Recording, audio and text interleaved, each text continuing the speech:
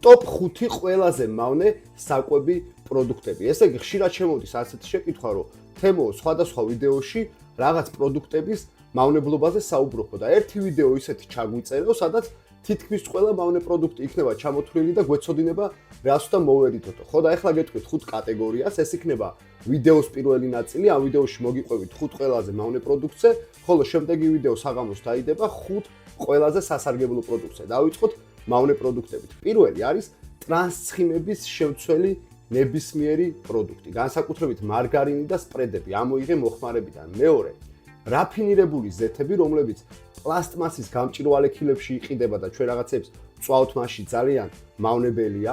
მესამე, გადამუშავებული შექმნილი საკვები, განსაკუთრებით ფაბრიკატები და ხორცს პროდუქტები. ეს არის ძეხვები, სოსისები, გაყინული პროდუქტები და ასე შემდეგ. საწამლავია, გირჩევ მოერიდე. მეოთხე, რა თქმა უნდა, არის შაქარი და ყველაფერი რაც შაქარს უკავშირდება, ტკბილეული და ცომეული და მეხუთე, თხევადი კალორიები, განსაკუთრებით გაზიანი სასმელები. ამოიღე ეს 5 პროდუქტი შენი რაციონიდან და შენი ცხოვრება შეიცვლება. არ დაგავიწყდეს, დაელოდე ამ ვიდეოს მეორე ნაწილს, სადაც ტოპ 5 ყველაზე სასარგებლო პროდუქტზე ვისაუბრებ.